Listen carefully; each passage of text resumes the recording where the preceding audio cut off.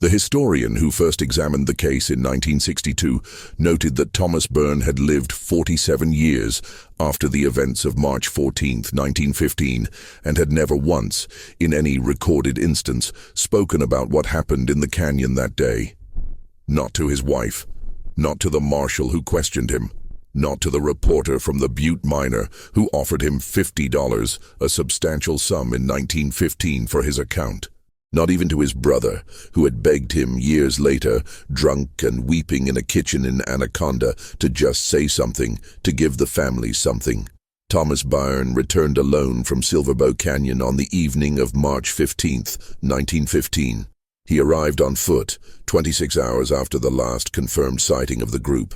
He carried no equipment. His coat was missing. His hands were scraped raw, and there was a long, clean tear in his trousers from knee to ankle, as though he had climbed through barbed wire or dragged himself over sharp rock.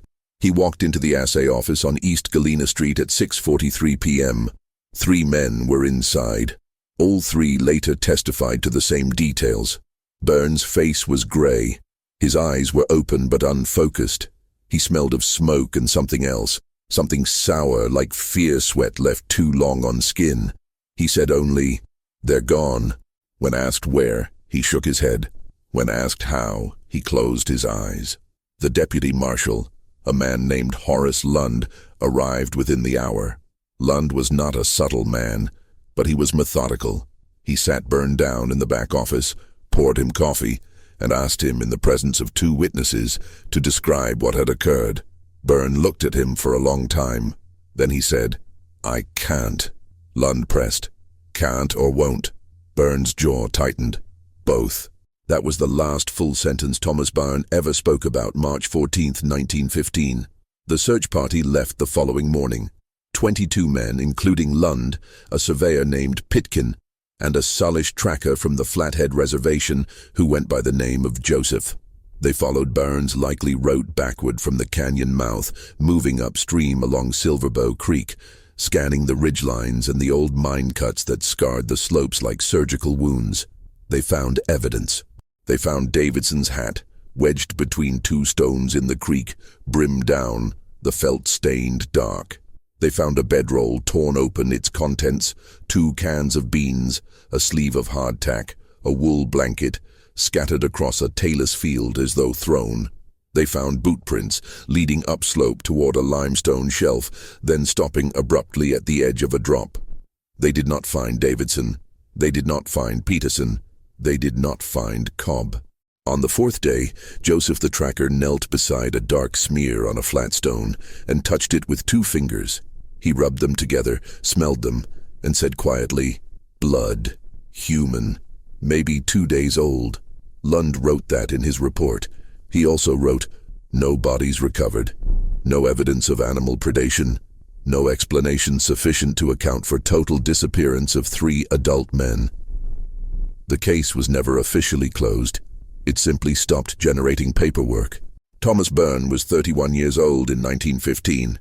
He was a timberman, a skilled laborer who installed support beams in mine shafts.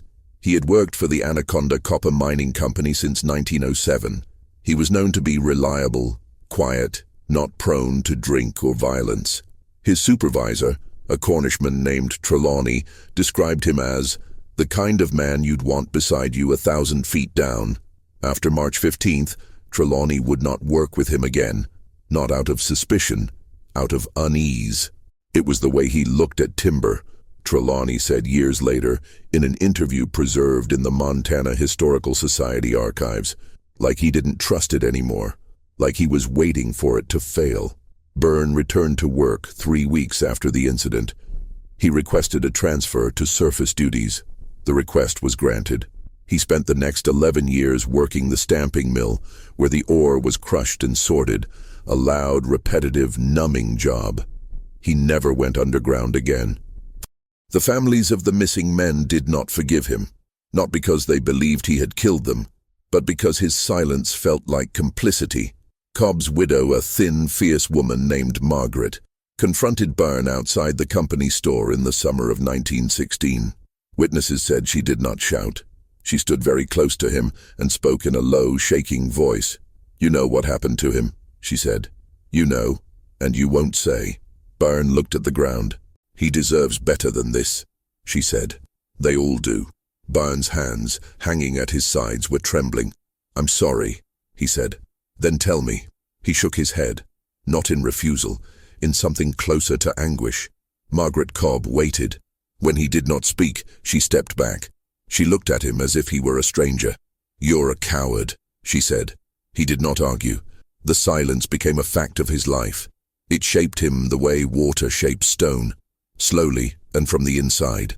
He married in 1919. Her name was Anna Dvorak, the daughter of a smelter worker. She was 23, dark-haired, practical. She knew about the canyon. Everyone in Butte knew, but she did not ask. In the single surviving letter she wrote to her sister in 1923, she said, Thomas is a good man. He works hard. He does not drink or curse, but there is a part of him I will never reach. I have made my peace with that. They had 2 children, a boy, James, born in 1920, a girl, Clara, born in 1923. Thomas Byrne was, by all accounts, a gentle father. He read to his children. He built them a sled. He taught James to fish in the Clark Fork River, and he taught Clara to identify birds by their songs. But he did not tell them stories. Anna noticed. Once, when James was 7, he asked his father, Did you ever see a bear, Papa? Thomas went very still.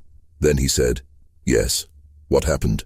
I left it alone, Thomas said, and it left me alone. James waited for more. There was no more. In 1931, a journalist named Arthur Wills attempted to write a feature on Montana's unsolved mysteries for the Saturday Evening Post. He traveled to Butte and requested an interview with Thomas Byrne.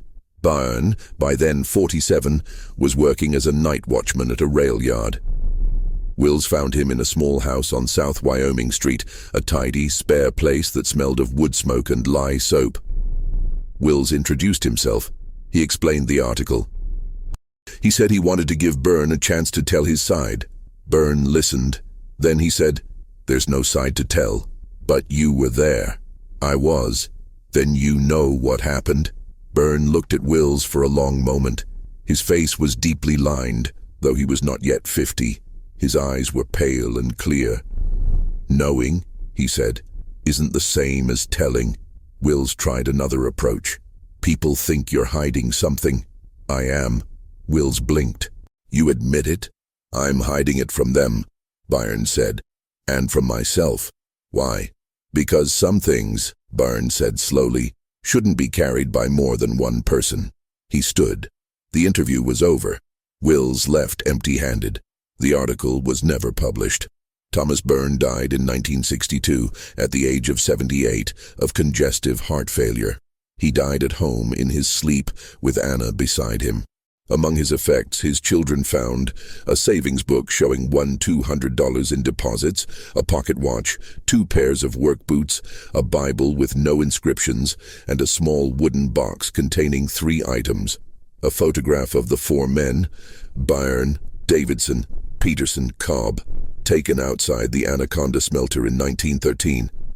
A square of oilcloth, folded many times, with the initials J.D. stitched in one corner.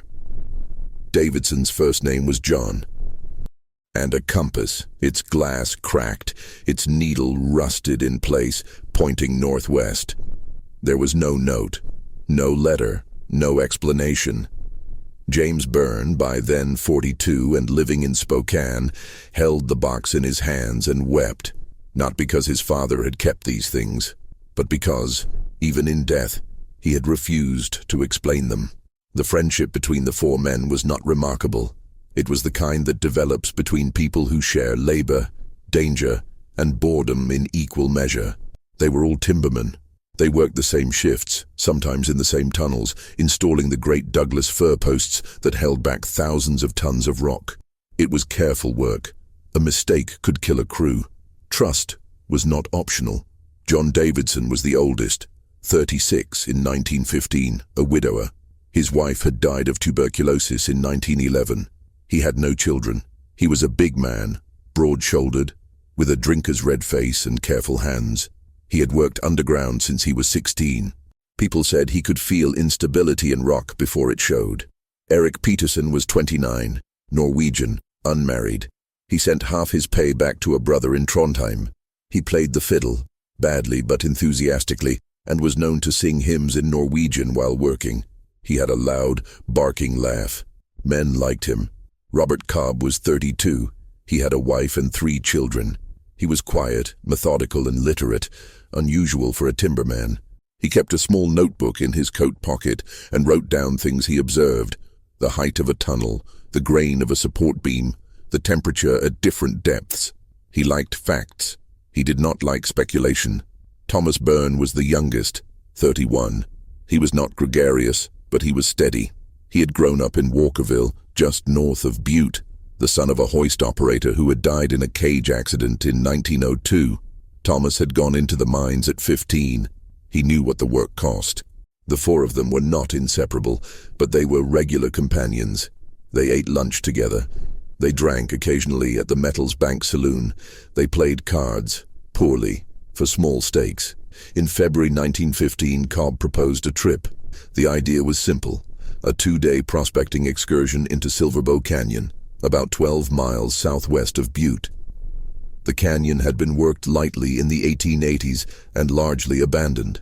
There were rumors, persistent, unverifiable, of an overlooked silver vein in the upper canyon near an old adit that had been sealed after a collapse.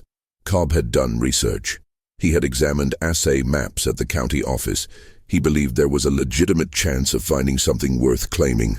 Peterson was enthusiastic. If we find it, we split it 4 ways. If we don't, we get 2 days outside, away from the dust. Davidson was skeptical but willing. Long as we're back by Monday. I'm not losing wages on a ghost story. Byrne was the last to agree. His hesitation was noted by the others, though no one pressed him on it. Years later, a bartender named Louis Fisk recalled overhearing part of a conversation between the 4 men at the Metals Bank on March 10th, 4 days before the trip. Fisk's memory was this: Cobb had spread a hand-drawn map on the bar. He was pointing to a spot marked with an X. Davidson said, "How do you know the adit's even open?" Cobb said, "I don't. That's why we're going to look." Peterson said something in Norwegian. Fisk didn't catch it and laughed. Byrne, standing slightly apart, said, "What if it's not safe?" Cobb looked up. "Then we don't go in."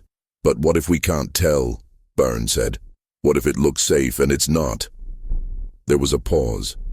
Davidson said, "That's always the risk, Tommy. Every shift, every tunnel." Byrne nodded, but Fisk remembered the look on his face. He looked, Fisk said in 1962, like a man who'd already made up his mind about something and was trying to talk himself out of it. They left Butte on the morning of March 13, 1915, a Saturday. The weather was clear and cold. They traveled in Cobb's wagon, borrowed from his brother-in-law, pulled by a rented mule. They brought bedrolls, a canvas tarp, a small cook stove, coffee, flour, salt pork, beans, a lantern, 3 candles, rope, a pick, a short-handled shovel, and Cobb's notebook. They also brought a pistol, a .38 revolver that belonged to Davidson. This was standard. There were still wolves in the high country and occasionally a mountain lion. Several people saw them leave. A clerk at the hardware store on West Park, a teamster unloading freight near the rail depot, a woman named Iris Dunn who lived on the southern edge of town and was hanging laundry when the wagon passed. Dunn later said they were in good spirits. Peterson was singing, Cobb was driving. Byrne and Davidson were sitting in the back. I remember thinking they looked like boys going fishing. That was the last description of all 4 men alive together. The route to Silverbow Canyon was well known. It followed an old freight road for about 8 miles, then branched onto a narrower trail that climbed into the canyon itself. The canyon was steep-walled, heavily forested on the lower slopes, barren above the tree line. The creek ran year-round, fed by snowmelt. There were no settlements in the canyon. There had been, briefly, in the 1880s, a few cabins, a stamp mill, a short-lived tent camp called Argent. But the silver had played out quickly, and the population had drained away. By 1915, the canyon was empty except for deer, porcupines, and the ruins of human ambition. The old adit Cobb was interested in was located approximately 2 miles up the canyon on the north-facing slope at an elevation of roughly 6,400 feet. It had been cut into a limestone formation and abandoned after a roof collapse in 1887. No one had died in the collapse, but the vein had been deemed unprofitable, and the claim had lapsed. Cobb believed, based on his reading of old assay reports, that the collapse had been misinterpreted and that the vein continued deeper into the hillside. Whether he was right or wrong, no one ever confirmed. The last confirmed sighting of the group was at approximately 3 p.m. on March 13th. A trapper named Virgil Munn was running a line along the lower canyon. He saw the 4 men making camp near a stand of cottonwoods about a quarter-mile below the adit site. He did not approach them, but he watched for a few minutes from a distance. In his statement to Marshal Lund, Munn said, "They were setting up a tarp between 2 trees. One of them, short fellow, dark hair, was gathering firewood. The big one was tending the mule. They seemed organized. No arguments. No trouble that I could see." Munn continued his line. He did not see them again. That night, he camped about 3 miles downstream. He said he heard nothing unusual. No gunshots, no shouts, no sounds of struggle. Just the creek, he said, and the wind. What happened in the next 26 hours is unknown. What is known? The weather remained clear through the night of March 13th and into the morning of March 14th. The mule was found on March 16th, grazing in a meadow a mile south of the camp. It was uninjured. The wagon was still attached. None of the supplies were missing. The campsite, when examined by the search party, showed signs of use but not of violence. The tarp was still strung. The fire pit contained ash and half-burned wood. A pot of beans had been left on a flat stone, the contents dried and crusted. Cobb's notebook was found inside his bedroll. The last entry was dated March 13th, 7:15 p.m. It read, "Camp established, weather holding. Davidson thinks we should check the adit first light. Eric agrees. T is quiet. We'll see what tomorrow brings." That was all. There was no entry for March 14th. No description of the adit. No record of what they found, or what found them. The only evidence of March 14th was Thomas Byrne, walking into Butte 26 hours later, alive, silent, and alone. Reconstructing the final hours is an exercise in negative space. The historian works not with facts, but with absences. What was not said, what was not found, what was not explained. The search party's findings, cross-referenced with Byrne's physical condition upon return, suggest the following sequence. The 4 men broke camp on the morning of March 14th. They left the mule tethered. They climbed approximately 1,800 feet in elevation over rough terrain to reach the sealed adit. The climb would have taken between 2 and 3 hours. They reached the site. They entered, or attempted to enter, the adit. Something happened. By evening, Thomas Byrne was alone. The adit itself was examined extensively. Marshal Lund's report describes it as follows. Opening approximately 4 feet high, 5 feet wide, cut into limestone cliff face. Entrance partially blocked by fallen rock and timber from original collapse, 1887. Debris appears recently disturbed, stones displaced, dirt scuffed. Interior extends approx. 30 feet before becoming impassable due to ceiling collapse. No human remains visible. No obvious signs of structural failure beyond original damage. Air quality at entrance, stale but breathable. Temperature, cold. Evidence of recent human presence. Boot prints in dust near entrance, consistent with 4 individuals. 1 set of prints leads outward. 3 sets lead inward and do not re-emerge. The surveyor, Pitkin, noted additional details. The timber framing at the entrance was rotten. In his professional opinion, it would not have supported significant weight. There were scratch marks on the interior walls, as though made by fingernails or metal tools, frantic, irregular. There was a smell. He described it as mineral, sharp, like wet iron. Joseph, the tracker, examined the ground outside the adit for over an hour. His findings were recorded by Lund. Tracks indicate 4 men approached from downslope. All entered. Tracks inside are confused, overlapping, some deeper than others, suggesting hurried movement. One set exits. Exiting tracks are irregular, wider apart, dragging slightly at the heel. Man was running or stumbling. Tracks lead downslope, then onto rock. Lost trail at Taylor's Field approx. 200 yards below Adit. Lund asked Joseph if he could follow the exiting tracks further. Joseph said, "I can follow them, but I don't think I'll find the others that way." "Why not?" Joseph was silent for a moment. Then he said, "Because he left them behind." The question that dominated the investigation and every subsequent analysis is simple. What happened to the other 3 men? Theories proliferated. Accident, a secondary collapse inside the Adit, trapped or killed Davidson, Peterson, and Cobb. Byrne, by chance, was near the entrance and escaped. Problems, no evidence of fresh collapse, no bodies recovered. Byrne's injuries inconsistent with cave-in, no crushing trauma, no embedded debris. Animal attack, a bear or mountain lion ambushed the group. Problems, no claw marks, no blood trails leading away from sight. Joseph found no animal tracks near the Adit, except deer and porcupine. Violence among the group. Byrne killed the others, or witnessed one man kill the others and concealed the bodies. Problems, no murder weapon found. Byrne was not strong enough to move 3 adult bodies alone. No motive established.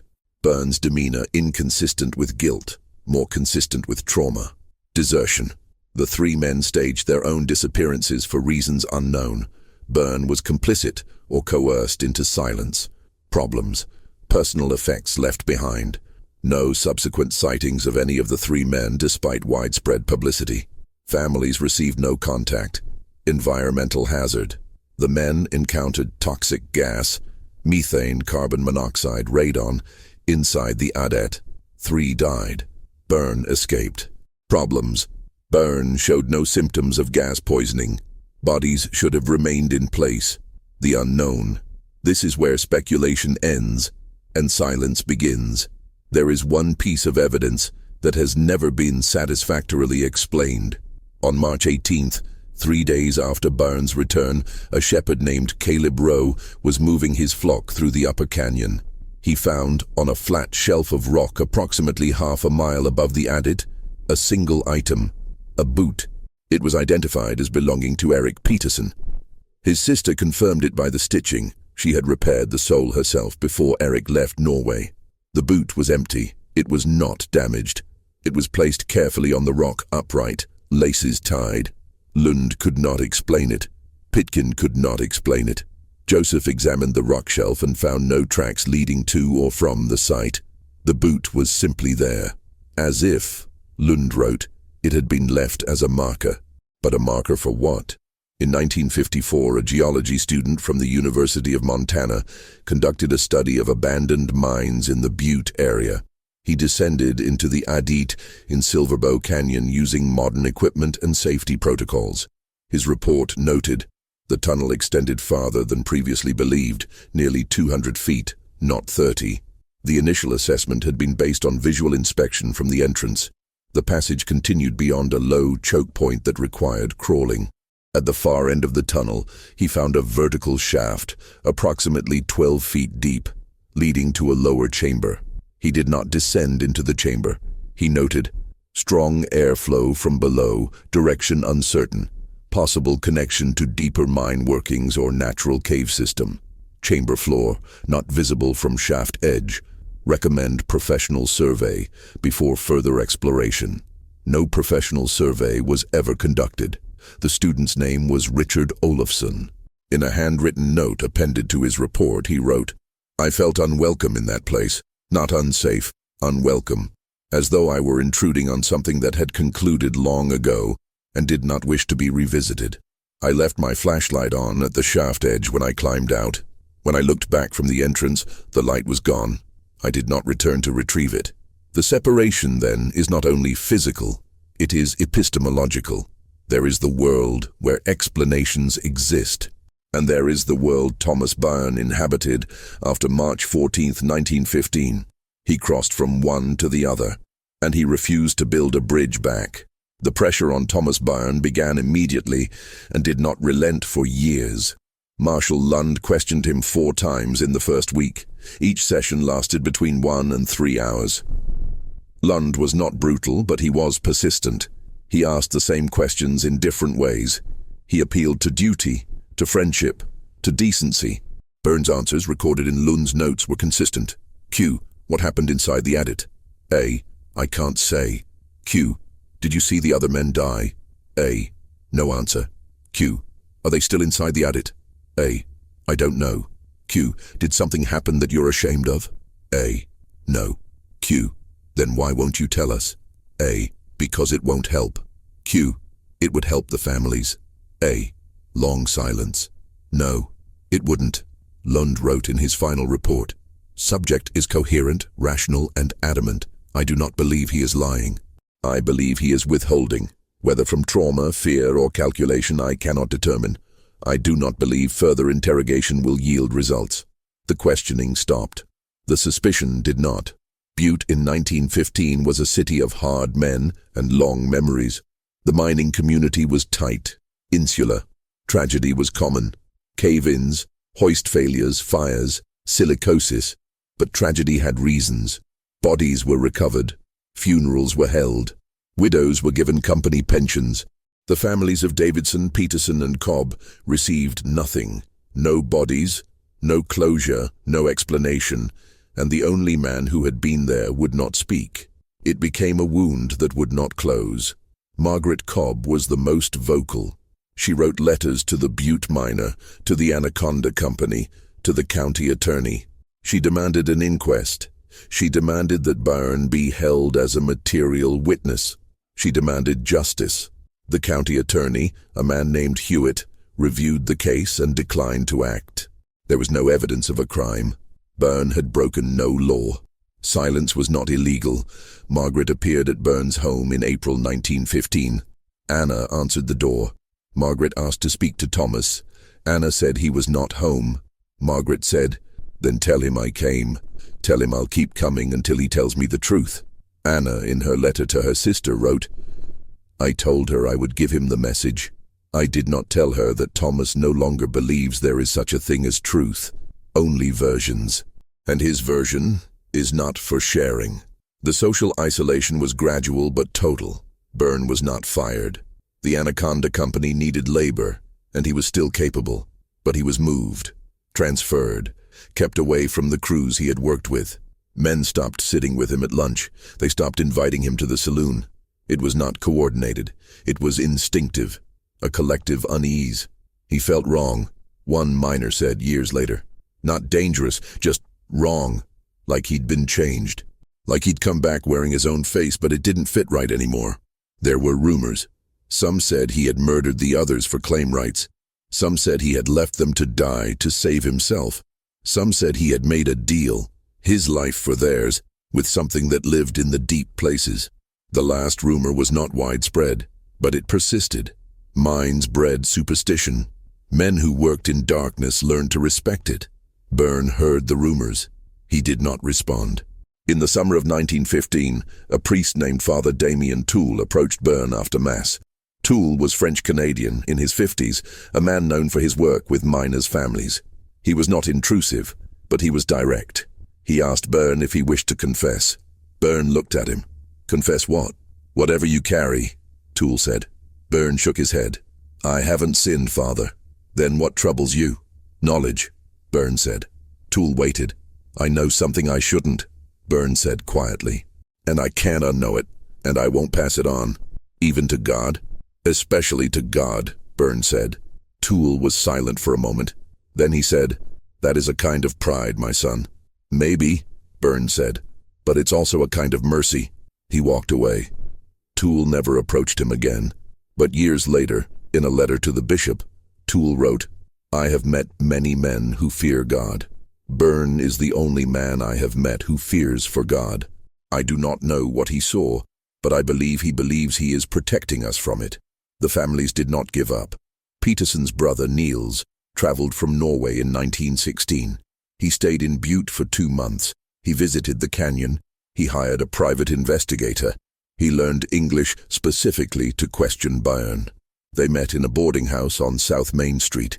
Niels brought a photograph of Erik, a portrait taken in Trondheim before Erik emigrated. He placed it on the table between them. "This is my brother," Niels said. His English was halting but clear. "You were his friend." Byrne looked at the photograph. His hands tightened on the edge of the table. "I was," Byrne said. "Then tell me what happened to him." "I can't." "You mean you won't?" "I mean," Byrne said, "that if I tell you, you will wish I hadn't." Niels leaned forward. "That is not your choice to make." Byrne met his eyes. "Yes," he said. "It is." Niels sat back. He stared at Byrne for a long time. Then he took the photograph, stood, and left. He returned to Norway 3 days later. In a letter to a cousin preserved in the Trondheim city archives, Niels wrote, "Byrne is not a liar. I believe that. But he is a coward. He would rather let us suffer in ignorance than face whatever he is hiding. I will never forgive him. But I think in some way he will never forgive himself. And that is a more terrible punishment than I could ever give him." The pressure, over time, became internalized. Byrne stopped attending church. He stopped going into town unless necessary. He worked, came home, ate, slept. Anna tried for a while to reach him. She would ask gently if he wanted to talk, if he needed anything, if he was all right. He always said yes. She knew he was lying, but she also knew, whether by instinct or experience, that some silences are structural. You cannot remove them without bringing the whole thing down. So she stopped asking. In her letter to her sister in 1923, she wrote, "We have built a good life on top of a hole in the ground. I do not know what is in that hole. I do not want to know. Thomas looks into it every day. He has never fallen in. I think that is because he knows exactly where the edge is." In 1929, the Chicago Tribune ran a feature on America's greatest unsolved mysteries. Silverbow Canyon was included. The article described the disappearance, the failed search, and Byrne's refusal to speak. A reporter named Dale Harriman tracked Byrne down. He was working as a night watchman by then, living quietly with Anna and the children. Harriman approached him at the rail yard. He was aggressive, accusatory. He suggested that Byrne's silence was evidence of guilt. He said the public had a right to know. Byrne listened. Then he said very calmly, "You're right." Harriman blinked. "I am?" "You're right that the public has a right to know," Byrne said, "but I have a right to silence. And my right is older than yours. That's not how journalism works." "No," Byrne said, "but it's how survival works." He walked away. Harriman published the article anyway. It portrayed Byrne as evasive, possibly complicit, certainly morally compromised. Byrne never responded. The silence after a while became ordinary. It was simply part of who he was. People stopped asking. The families, aging and weary, stopped demanding. The case faded from public memory. Thomas Byrne became a quiet man who had once known something terrible and had chosen not to share it. That was enough. For everyone. Except, perhaps, for him. The historian who compiled the most comprehensive file on the Silverbow Canyon disappearance was a woman named Dr. Eleanor Pitch. She worked for the Montana Historical Society from 1958 until her death in 1981. She was methodical, patient, and deeply interested in what she called the architecture of silence. She interviewed Thomas Byrne once. It was 1961. Byrne was 77 in declining health, still living in the house on South Wyoming Street. Dr. Pitch wrote to him in advance, explaining her project. To her surprise, he agreed to meet. She arrived on a cold afternoon in October. Anna answered the door, led her to a small sitting room and brought tea. Thomas entered a few minutes later, moving slowly, leaning on a cane. They spoke for 2 hours. Dr. Pitch's notes, archived at the Montana Historical Society, run to 38 typed pages. Most of it is context. Descriptions of Byrne's demeanor, the house, the weather outside. But near the end, there is this exchange. Pitch, "Mr. Byrne, I've read everything available about March 14th, 1915. I know you've never spoken about it. I'm not here to pressure you. But I wonder, after all this time, if you might be willing to tell me, not what happened, But why you won't speak about it? Byrne.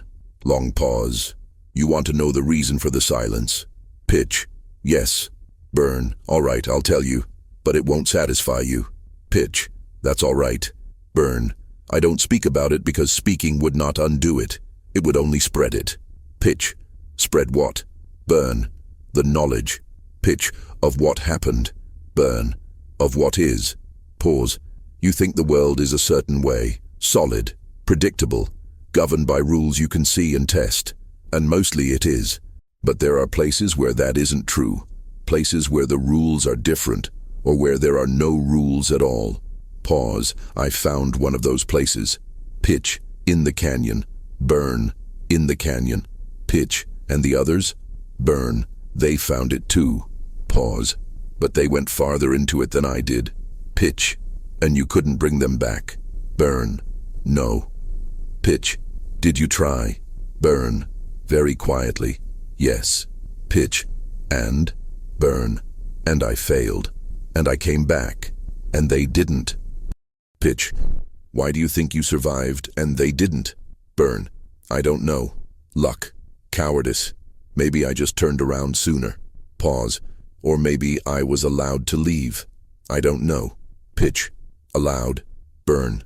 No answer. Pitch. Mr. Byrne, do you think telling people what you saw would put them in danger? Byrne. I think telling people what I saw would change the way they see the world, and not for the better. Pitch. You're protecting them. Byrne. I'm protecting everyone, including myself. Pitch. From what? Byrne. Long pause. From understanding. Dr. Pitch did not press further. She thanked him, finished her tea, and left.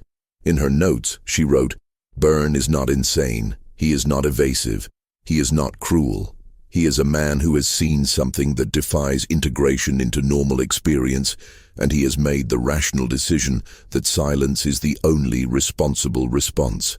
Whether he is right or wrong, I cannot say. But I believe he believes he is right. And I believe that belief has cost him everything. There have been other investigations, other interviews with surviving witnesses, other attempts to solve the case. None have succeeded. The canyon remains. The adit remains. The silence remains. In 1973, the Forest Service sealed the adit permanently with concrete and steel. The official reason was public safety. Unofficially, there had been incidents. Explorers had entered. Some had returned disturbed. One, a geology student named Marcus Hale, was found 2 miles from the adit, incoherent, refusing to speak. He recovered physically, but he never returned to school. He never explained what he had seen. He never went underground again. The parallels to Byrne were noted by Dr. Pitch in her final addendum to the case file, written in 1979. The silence is contagious. Those who approach the truth, or what Byrne believed to be the truth, are infected by the same reluctance to speak. This suggests that the silence is not merely psychological. It is functional. It is a defense mechanism, not against accusation, against knowledge itself. Thomas Byrne's children, James and Clara, were interviewed separately in the 1970s as part of an oral history project. James said, "My father was a good man, quiet, kind, but there was always something missing, not love. He loved us, but presence. He was always a little bit somewhere else, somewhere we couldn't reach." Clara said, "I asked him once when I was 10 why he never told stories. He said, because the best stories are the ones you don't tell. I didn't understand. I still don't, but I think he did." Neither of them ever learned what happened in Silverbow Canyon. Their father made sure of that. The final document in Dr. Pitch's file is a photocopy of a page from Thomas Byrne's Bible. It was found after his death, tucked between the pages of Psalms. The page is from Ecclesiastes 3:7. A single verse is underlined in pencil. A time to keep silence and a time to speak. Below it, in Byrne's handwriting, is a single sentence. I chose the time. The case remains open. Not officially. Officially, it was closed in 1921 due to lack of evidence, but academically, historically, it remains unresolved. There are no bodies. There is no confession. There is no explanation. There is only the silence of one man who survived, and the absence of 3 men who did not. And the question, which can never be answered, what did Thomas Byrne see in Silverbow Canyon on March 14, 1915? Dr. Pitch, in the final paragraph of her summary, written 3 months before her death, offered this: "I have spent 20 years studying this case. I have read every document. I have interviewed every living witness. I have walked the canyon. I have stood at the entrance to the adit. And I have concluded that Thomas Byrne made a choice, not out of selfishness, but out of responsibility. He chose to carry the knowledge alone. He chose to let the world remain ignorant. Whether that was wisdom or cowardice, I cannot say. But I know this: he kept his silence until the day he died. And in doing so, he protected something. Whether he protected us from the truth, or the truth from us, I do not know. But I believe the silence was intentional, and I believe it was an act of love. The canyon is still there. The adit is still sealed. The creek still runs, clear and cold, over stones that have no memory. And somewhere in the archives, in fading typewritten pages and brittle photographs, the question remains: what happened to John Davidson, Eric Peterson, and Robert Cobb on March 14, 1915? The only man who knew is dead, and he took the answer with him, not because he forgot, but because he remembered and chose silence.